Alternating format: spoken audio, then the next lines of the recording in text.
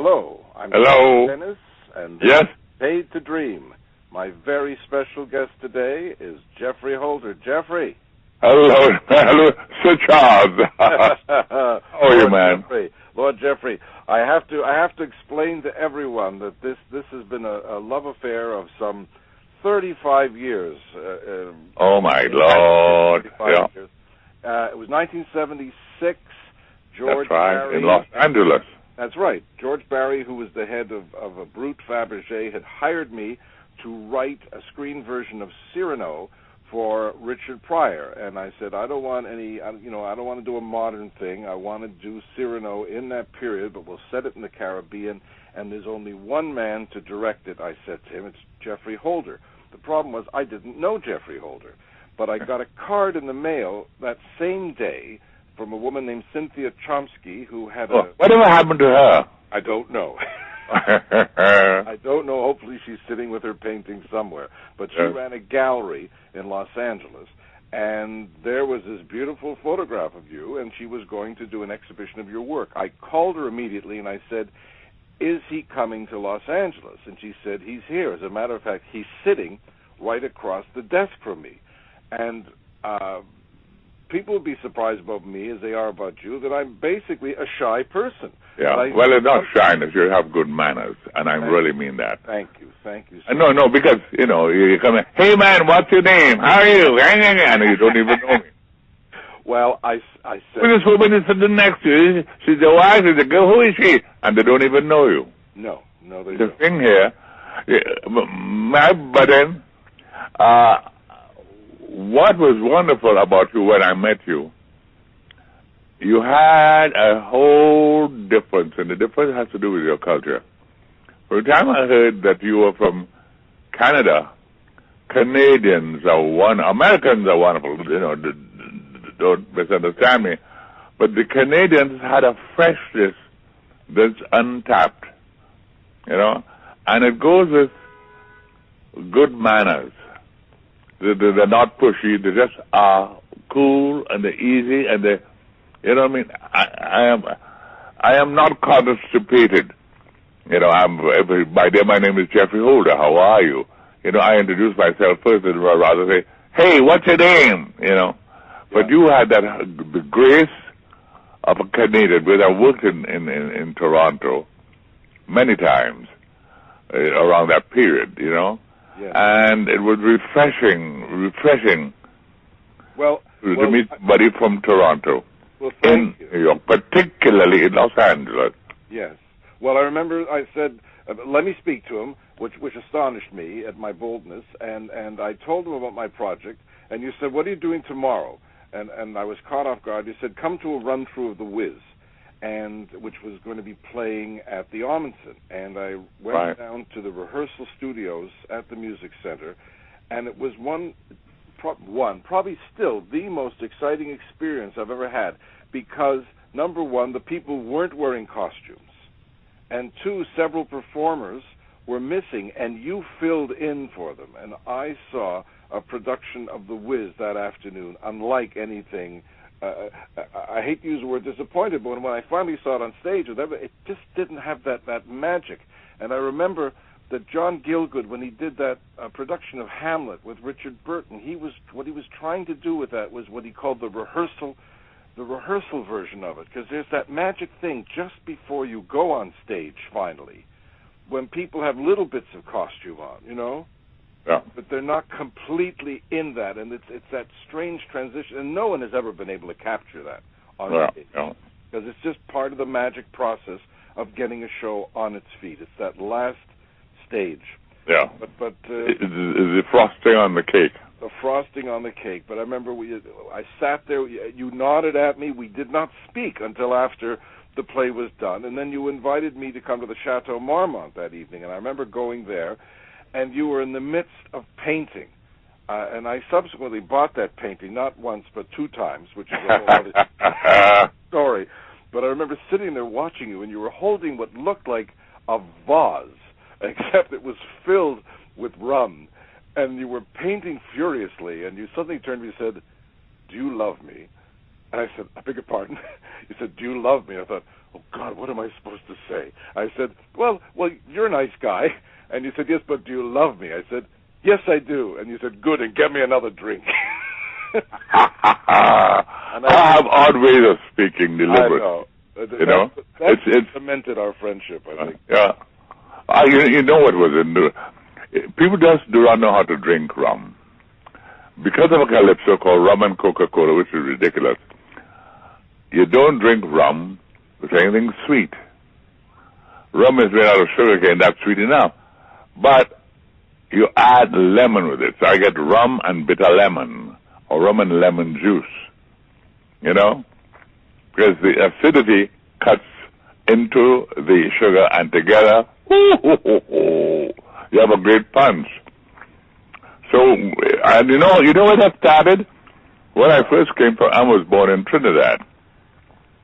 And when I came to New York with my own dance company, I was invited here through Agnes DeMille.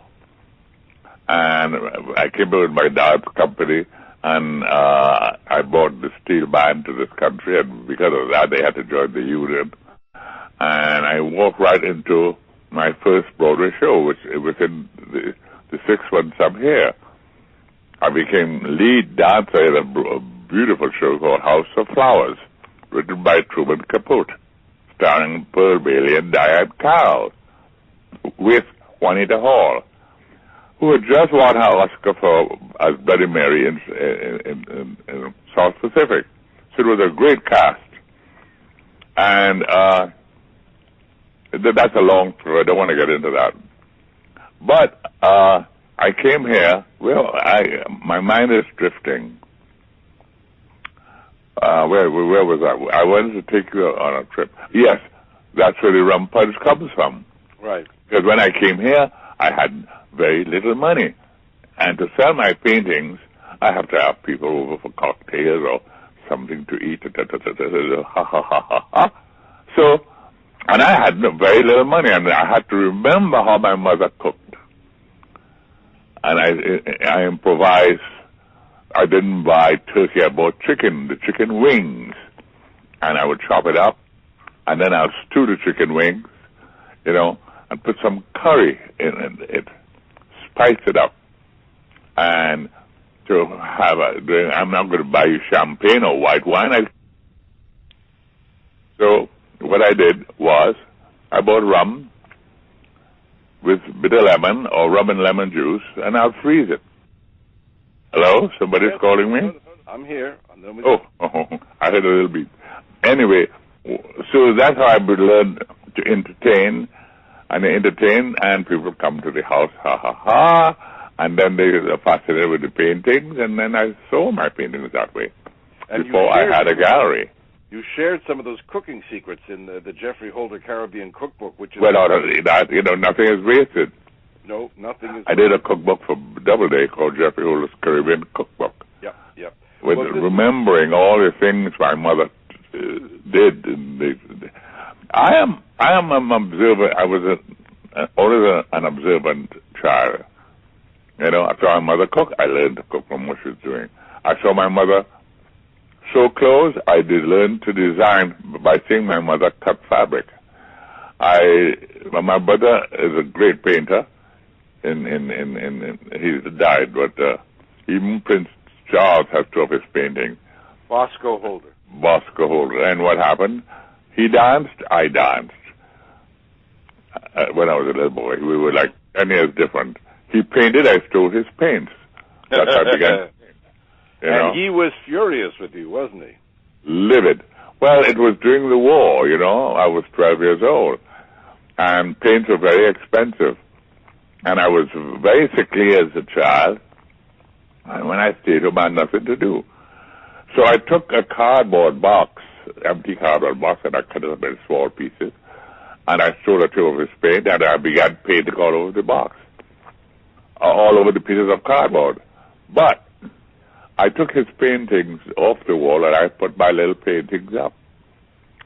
And miraculously, somebody came to Trinidad, a foreigner, a doctor, and they usually come to see Bosco Holder and to see his art and things like that. He came to the house and knocked the door, I said, excuse me, Bosco is not there, but come in. You know, he came with the head of the Trinidad Public Library, and I said, this is our home. He said, oh, what are those on the wall? I said, oh, those are my little paintings. Oh, they are. Uh-huh. How much are they? How much are they? Oh, my God. I said, $10 each or $15 each. Or didn't know the price. He said, that's lovely. I'll take the two of them. That was a lot of money in those days, and a lot of money for me. And he took my two paintings. His name was Dr. Cecil Marquez. And my head got so blasted big on top of my head. I said, now I'm a professional, because a professional is somebody who sells their art. And I made a vow to myself at that age, I'll never stop painting. Right to today, I'm going to tell you that I'm going to have a big exhibit at the museum in Chicago, the DeSable Museum, and one coming in December in Los Angeles. Oh, the Afro-American Museum, an actual painting. I have to tell you, for years I acted, I wrote, and people would say, well, how do you do all these different things? Shouldn't you concentrate on one thing? And you were the person who came to my rescue and said, no, you must... Don't you ever concentrate on one thing. No. You have to think, people, you have to be a doctor. You have to be a doctor. You don't make any money. It's all about money. Children are incredible. I adore children. I listen to children. And when you listen to a child, child would feel as though somebody is listening to him. Because that child would see things that you don't even see. You're so busy trying to make the dollar, you don't see something to the fall of the head. You don't see a light somewhere else. And the innocence of that child is what art is all about. Regardless of who the artist is, and he's seeing things, he's seeing the future, he's seeing an idea, he got an idea, he developed that idea, pop. We have to be told, you have to be that, and after that, you get married, you have a lot of children, then you're a slave. Yeah. I saw my wife, Carmen de Lavalade, the most beautiful woman in the world, the most gorgeous lady I've ever met. And gracious. And totally unconscious of it. Will you tell me again? She is. And she's a great dancer, incredible choreographer, She discovered Alvin Ailey, because Alvin Ailey was somebody in the gymnasium, gymnast. She said to him, you should dance. So she took him to her school and introduced him to Lester Horton. And Lester Horton had this big dance company in Los Angeles. And she was principal dancer. And that's how Alvin began to dance. When the State Department wanted to send the company the first time abroad, it was called the De Lavalade Ailey Company.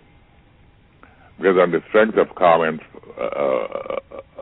name, they were able to raise the money. But Carmen is very cool, She's very laid back. She's not going to talk about it. I can tell you that. How did you meet Carmen? I saw Carmen in the movies before I ever met her. Carmen's cousin, his name was Janet Collins, a great, beautiful dancer. She was the soloist of the Metropolitan Opera in Aida, dancing like nobody's business. And Carmen, much younger than her, Carmen was dancing with Lester Horton Company, and said she was in Los Angeles, LA. Anytime they did a musical, they would call Carmen. She was in a film called The Egyptians. Oh, I remember that dance. It was fantastic. And she was in a dance called, a film called, oh my Lord. Lydia Bailey. Lydia Bailey, choreographed by Jacques Cole. Right. Jacques Cole is a great choreographer dancer who introduced all the Indian dancing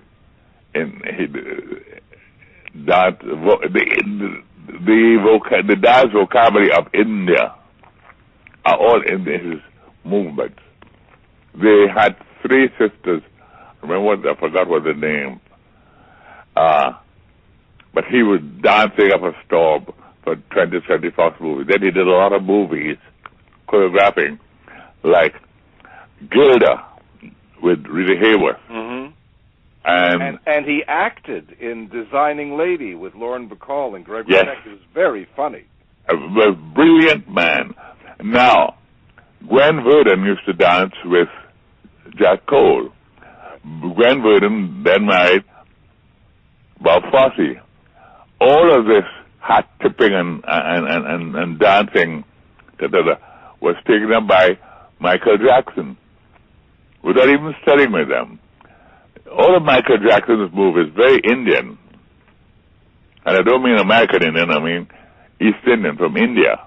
Yes. The mudras, the head swinging, and the tipping of the hat and all that is like sign language, you know. But people don't know Jack Cole because he's of another era.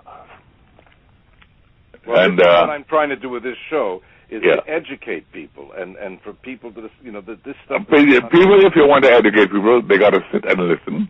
Yes. And then they have to take it in their head and see what you're talking about. All right. A child with a tantrum, they would call it Jackson Pollock.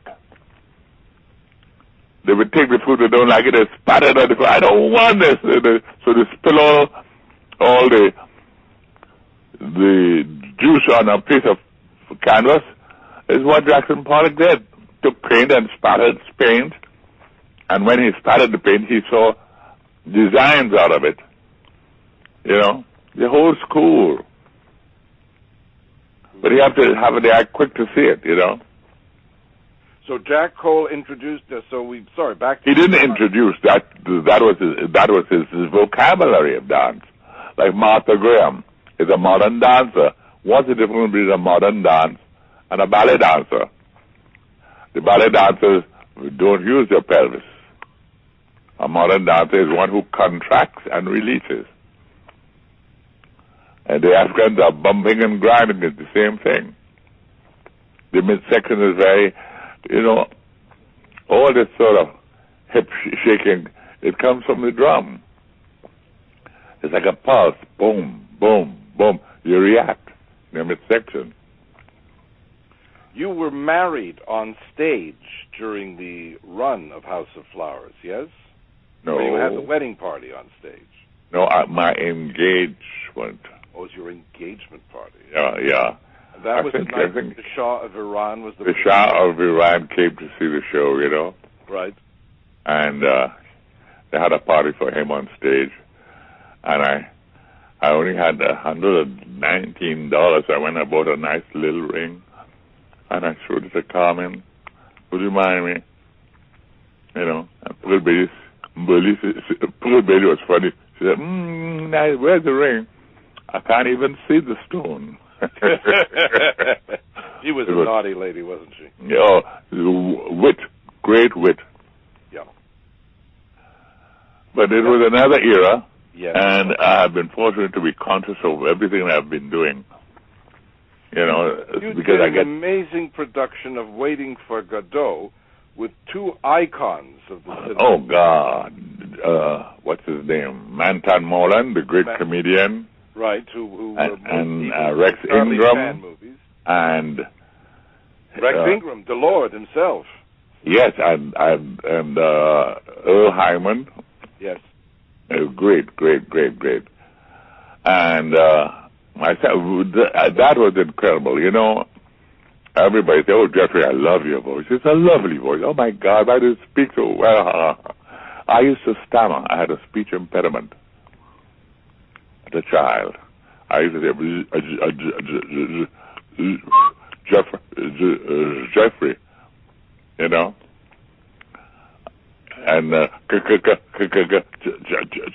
Charles. That's how I spoke. Wow. Did you see the King's Speech? Well, he had nothing on me. The same thing. I know. And what happened? You know how I lost it? No. Anger. When I guess I am All right, I'm coming back to, remind me to come back to, we didn't forget it. I am lecturing, I am performing at a place called the Music Inn in Connecticut, where all the jazz musicians are there, and I'm performing, and after that a symposium. And what happened, everybody began talking, and it was a time when the Caribbean was being very hot, meaning everybody was flying down. It was after the war, so everybody could go down to the Caribbean for, have a good time. And the Caribbean, they said, that was the Caribbean I knew, And then, from what I gather, a man named Maury Amsterdam took a calypso, rum and Coca-Cola, and gave it to the Andrews sisters. And I didn't know, and it came under his name. That was composed by a Trinidadian, not by him. And then what happened, I didn't want them to know what this, my island is not just rum and Coca-Cola, go down by this house, But yes, we have other things there, other things that are very rich in culture beyond just this,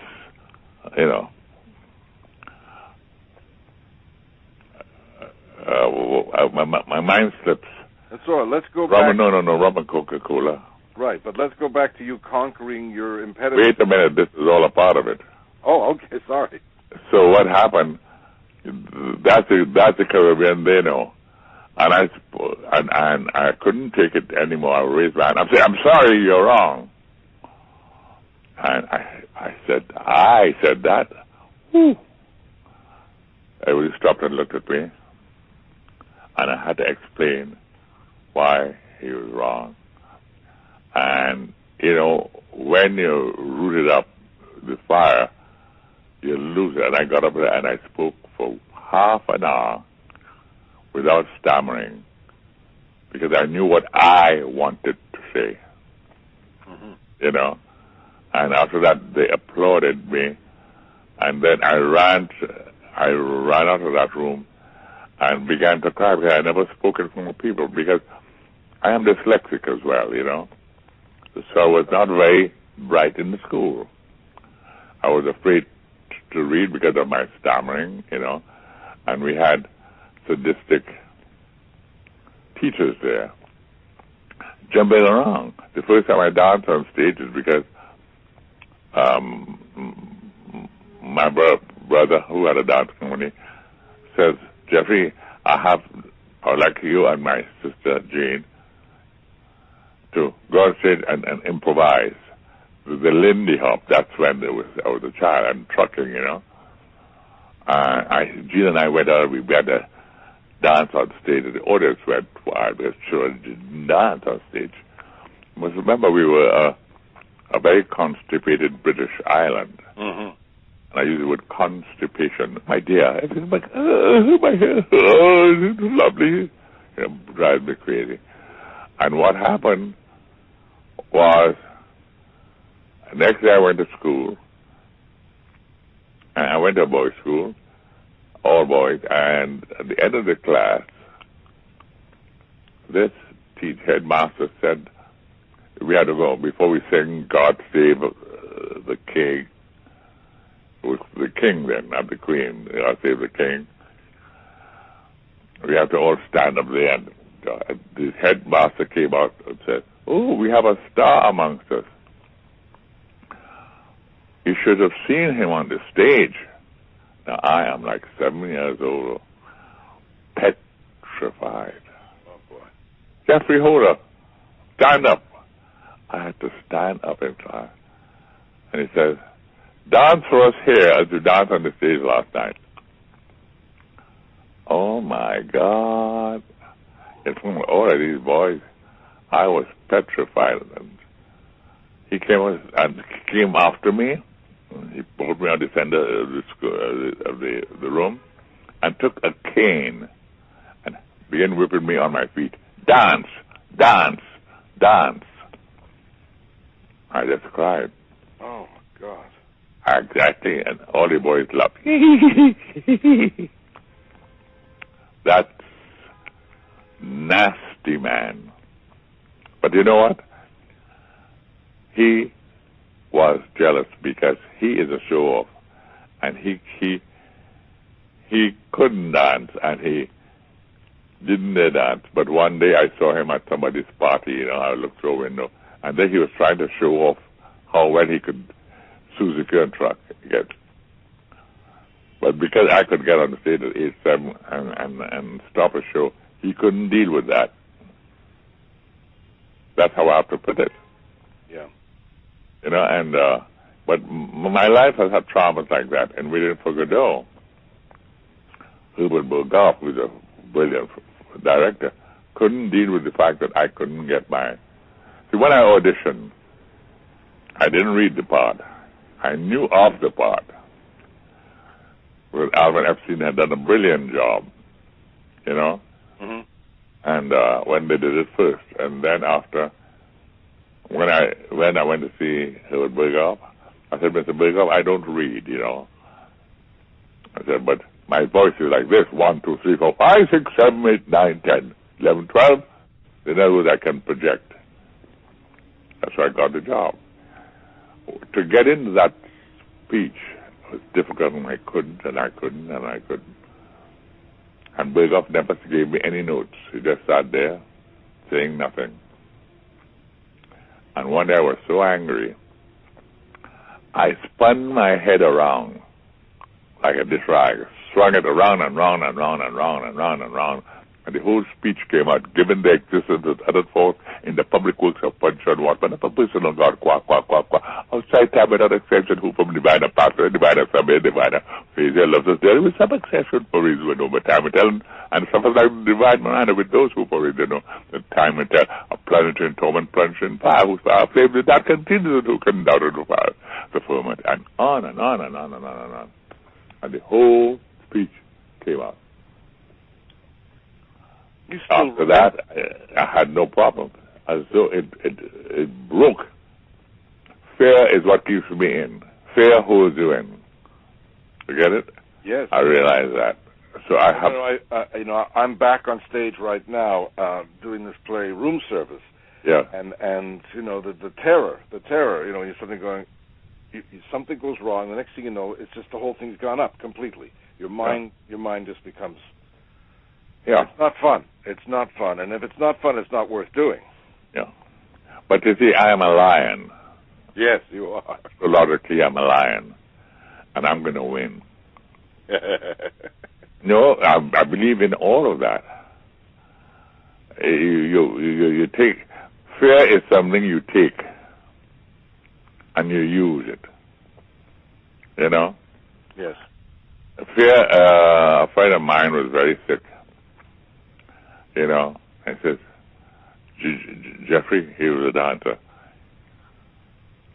Hi, I'm going to commit suicide. I said, really? Yes, I'm going to jump out the window. I said to him, when you jump, are you going to point your toes? He said, what? And he began to laugh. He said, no, Geoffrey, don't be funny, I'm serious. I'm frightened. I said, you're frightened? What are you frightened of? He said, I don't know. I said, well, if you do not know what you're frightened about, then nothing to be afraid of. He said, oh, talk to me some about that. Talk to me some about it, Geoffrey. He said, I'm coming over to see you. He said, hurry. He didn't. Because fear is what people don't, if you go to the doctor has a way of saying, oh, I don't like what I see, you have to get an operation, that looks bad. You're crying on the person. That is what will kill the person, not the malady he has. Right. It's like you're crying on that person feels frightened. If you go to a good doctor, oh, I see. Oh, we can take care of that. Oh, get to the hospital and we take care of it. You know what I mean? We try to, or at least we try to take, it's a sound, it's an attitude, You have to have, you have to take fair and make it work for you. You know, I learned that by just observing and picking it up. Not only are you a lion, but you're also the tallest person I've ever known. And I want to know the pros and cons of being as tall as you are. That I'm not responsible for the munchkins in the world. Although you created black munchkins, and that was so brilliant, Geoffrey. Yeah, very easy. Yeah, tell us. Oh, well, that's a long story. If that is a secret, I wouldn't tell you what I did. Because some choreographers would have dancers walk on their knees, you know, and dancers' knees and legs, that's the instrument. But to do that on your knees, you know, 7 days a week, you know, 2 shows, you know, 7 days a week with 2 matinees, please, you will be ruined. You know, so I found a device in which I can have them do it without hurting their knees. But that's my secret. I know. That's my secret. And you shared it with me, and obviously we won't share it with the public, so that's all right. The stage is a wonderful thing, man. You know, it's light, it's color, it's movement. I know magicians should never give their secrets away, because that's why I hate these behind-the-scenes features that they have now when you get a DVD and it shows you how they did. And I thought, no, don't tell us how you did it. No, you lose the magic. I know. That, you know, I was looking at that wonderful book about you that the lady from the New York Times did. Jennifer Dunning's book. And the opening, when you open the book up, you see that extraordinary tree in Port-au-Prince that you said that makes you believe in magic. No, because the tree was a block away from where I lived. And we used to play under that tree. This tree, for people who don't know what we're talking about, is a man tree. And the size of the tree is like a block wide. Yes. Enormous tree. It's like an enormous parasol. And the key to that tree, why I loved it, my mother and father, who was very, very lovely when they dressed, you know, nobody looked like mother at all, you know, and Daddy loved mother to dress up, you know.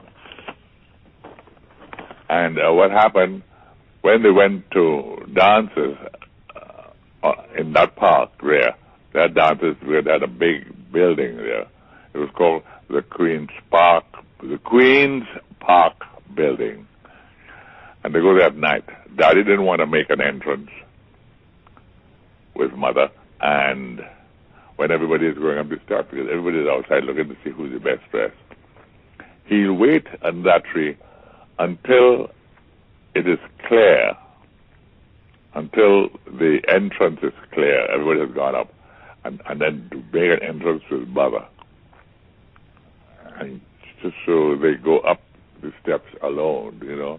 And all the women would say, oh, my God, look at that dress. Oh, yeah, oh, she's lovely. And they would applaud mother. Always. I love Daddy for that. He was grand and lovely. What was your most vivid memory of Josephine Baker? The Queen. Yes. The Queen. Josephine Baker was a wonderful woman. You know, it was a period in the theater in the vicious will of this, the theater could be very vicious. A lot of elderly actresses don't like young actresses around them, you know. The female thing, you know, because she gets all the attraction, you know. She's young. This whole American thing about youth. Josephine Baker was in her late 60s, and I worked with her. I danced with her on Broadway. The producer was Michael Meyerberg.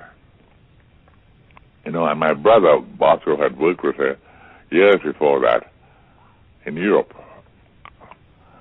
And I knew her through my brother telling me about Josephine Baker and showing me all the photographs of her dancing, and her fashion and all that sort of stuff.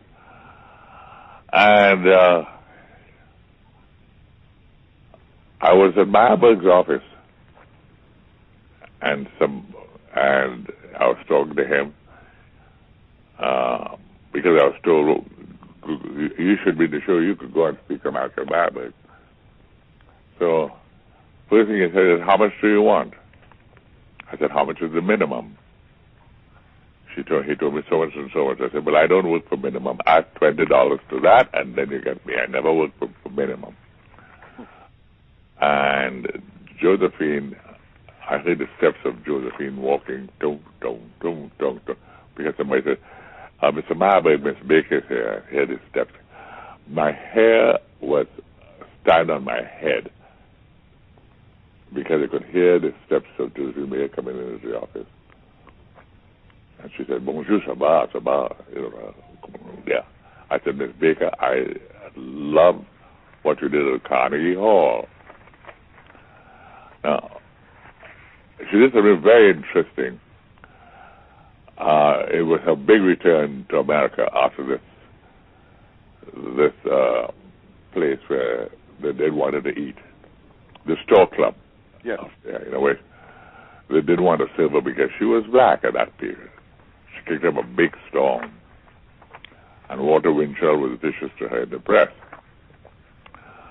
In her coming back at Carnegie Hall, she was singing a song by Charles Aznavour. And what happened?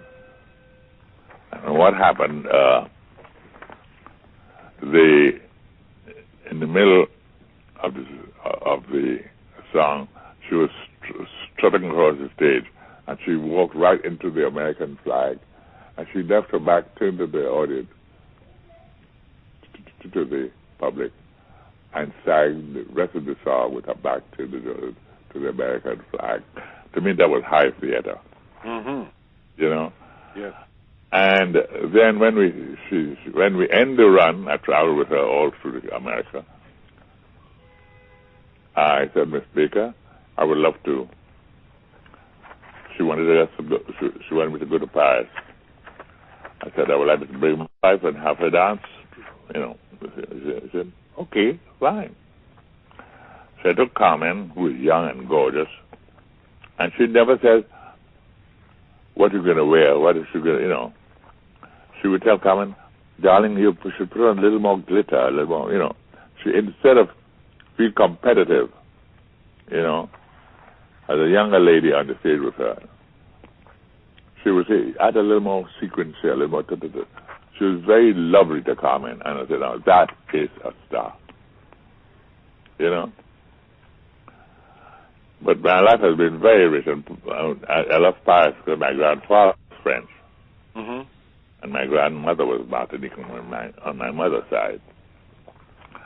And I love Paris, and I love the French very much because they have a savoir-faire and they have exquisite taste. And you go over every June, don't you? I go every June because I lived there for a year. Trying to try my luck there. And my son Leo, who is fabulous, he's now a graphic artist for movies. Very clever, very clever. Very brilliant man. And he's handsome as my wife is gorgeous. Mm-hmm. And he has my long legs. Yep. And I remember I met Leo when what? I met Leo for the first time when he was 13. You had an exhibition out here, and I remember Ricardo Montalban was there with. Oh yeah. And Leo was running around. Yeah. He wasn't that tall yet, but I figured he's going to get there. Sprung up. And what happened? And when he was like 8 years old, everybody was all of a sudden got it to be racial, burn, baby, burn, my people, your people, So I said, no. Leo, out of this country. I sent him to France. It's to be educated, you know. Good move. I liked it because the school teachers, you know, took care of him, you know. Yes.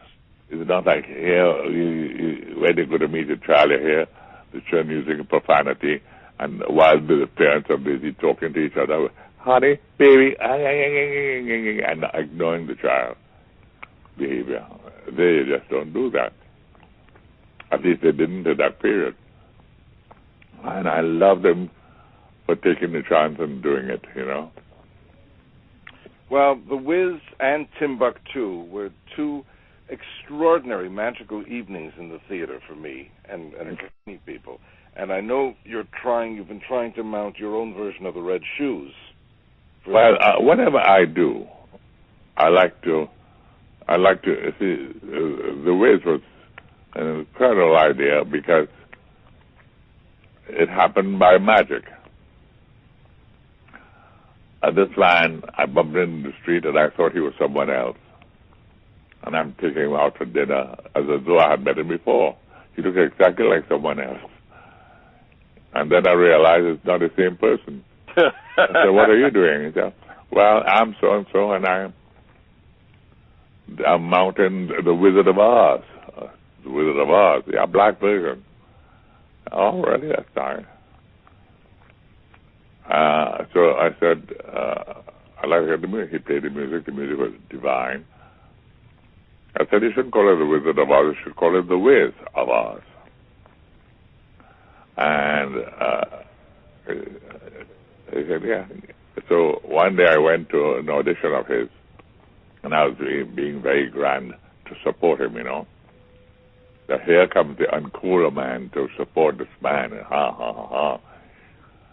And I said, oh, it's a marvelous idea. Oh, yes, it's lovely. I think it's brilliant.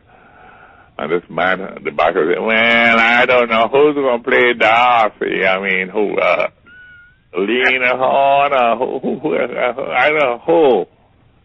The man knew nothing about the whole Motown school of actors, you know.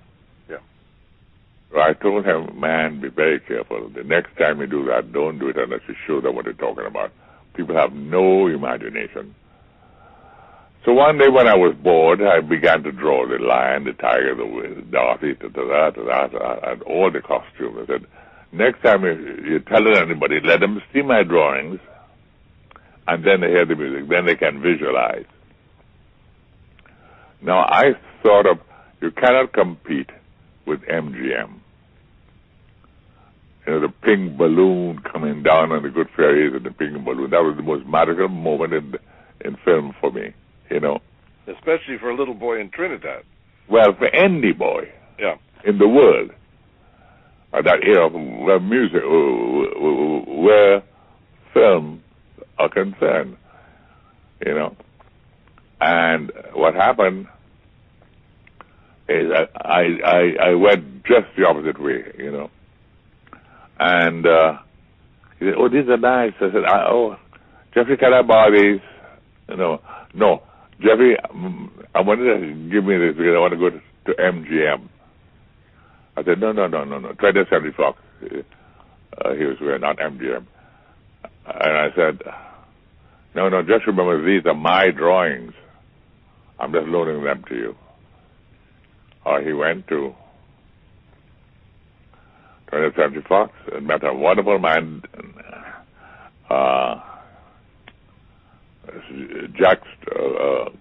Gordon Stolberg, who was the head of MGM. And Gordon is an art collector anyway. He said, oh, my God, these are wonderful. Here is the money. Here is $780,000. Go ahead and do the Wiz. That's what it cost then. So, but I want Geoffrey to direct it, choreograph it, costume, and play the Wiz.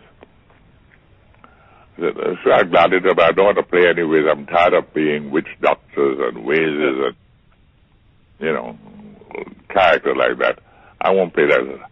So that's how the whole thing started, you know.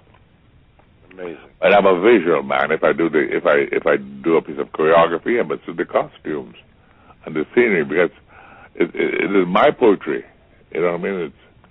The theater is a piece of art. A painting is a piece of poetry. You know. Oh my God! I want to take you in there. You know, want to do Toulouse-Lautrec? You can't beat the man who painted his cancan dance, his dancers. You know. You want your ballet dancers to look like Claude Degas? You know.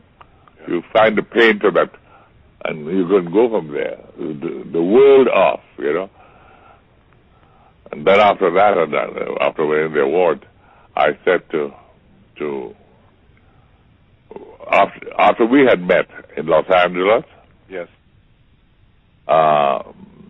two gentlemen said, Geoffrey, I love the way so much. Would you take Kismet and direct it and costume it for us? I said, sure, but we're not going to call it Kismet. We're going to call it Timbuktu. Now here we go again. The Kismet he talked about was based on a musical with Alfred Drake. Right. Jack Cole had done the choreography for that Kismet. And in the movie, Marlene Dietrich played Salim Laloum. It's one of the movies I saw one night. You know, I loved it very much. And I saw it on Broadway.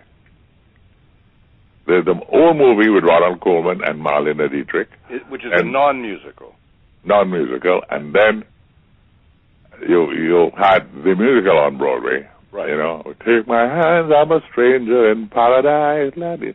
Which is very beautiful. I said, yes, I would love to do it.